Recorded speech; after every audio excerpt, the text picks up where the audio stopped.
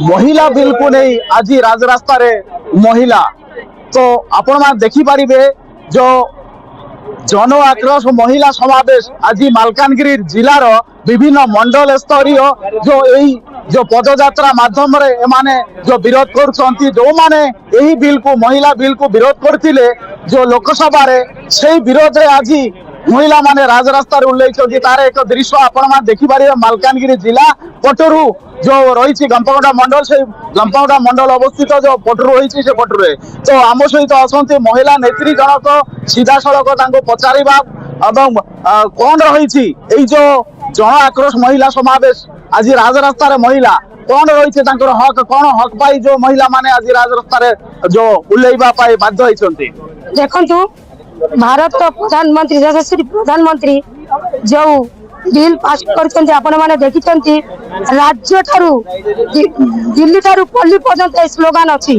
नारी मानकर हक पाई लड़े आपण माने देखिछन्ति राज्य रे किछि दिन आगे हमर राज्य भुवनेश्वर भी एमती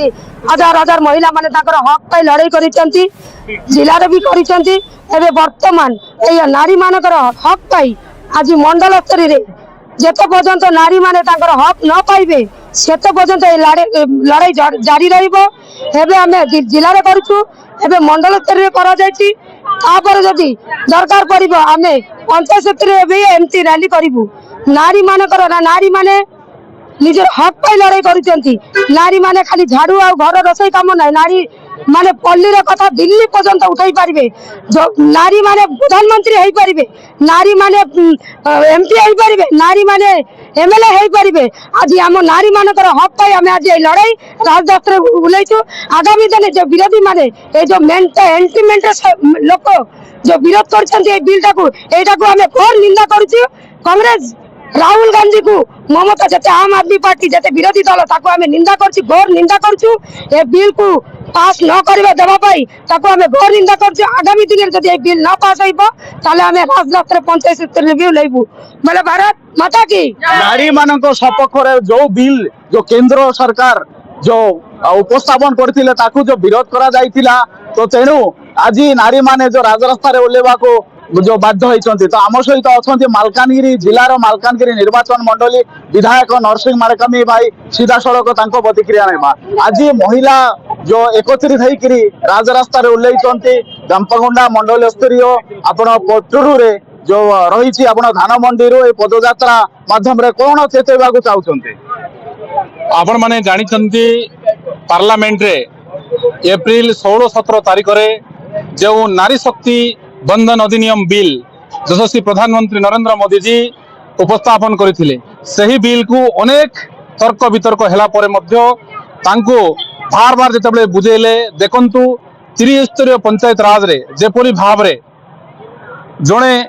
भाईटीए सरपंच हेले 5 वर्ष पई तापर द्वितीय थर भौणीटीए हुए से व्यवस्था वार्ड मेंबर ठारू आरंभ कर जिला परिषद पर्यंत रही सत्ते 50% रिजर्वेशन से माने पाउतिबा सत्ते एमएलए एमपी रे आमे 33% रिजर्वेशन देबा आगामी दिन रे जेंती एबे जनगणना होउची डिलिमिटेशन हेबो डिलिमिटेशन हेला परे निहाती भावे जनसंख्या बढ़िबा द्वारा डिलिमिटेशन हेले सीट संख्या भी बढ़िबो जो सीट संख्या बढ़िबो सही सीट को आमे 33% रिजर्वेशन भौणी मानकर पई देबा बोली मोदी जी बहुत बुझैतिले सही पार्लियामेंट रे बुझाइबा सत्य मध्य यही इंडी गठबंधन रो समस्त विरोधी दल माने ताकू समर्थन करि नथिले सेति पई आम समस्त भारत वर्ष रे गोटे मेसेज जाइछि जे नारी मानकर विरोध रे अछंती वर्तमान रो विरोधी दल रो नेतृमंडली सेति पई मां मान को सचेतन करबा पई या गोटे उद्यम निश्चित भाव रे आगामी दिन रे मां माने जवाब देबे मां मान को एमपी एमएलए हेई सेमाने मध्य लोकसभा विधानसभा रे जानतु एवं ए अंचल विकास पई चिंता करंतु बोली इंडी गठबंधन वा विरोधी दल नेता माने कांग्रेस एवं टीएमसी बीजेडी माने चाहुनांती निहाती भाव सेमान को आगामी दिन रे जवाब देबे बोली आमे चाहू। धन्यवाद ये थिले आम सहित मालकानगिरी निर्वाचन मंडली विधायक तो आम सहित अच्छा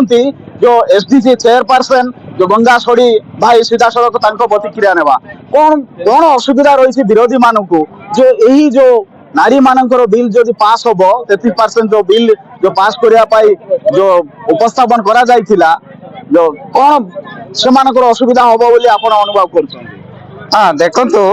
ସେମାନେ ଯୋଉ ଇଣ୍ଡିପେଣ୍ଡେଣ୍ଟ ବା ଯୋଉ ବିରୋଧୀ ଦଳ ଲୋକ ଅଛନ୍ତି ଭାରତବର୍ଷର ଯୋଉ ରାଜନୀତିରେ,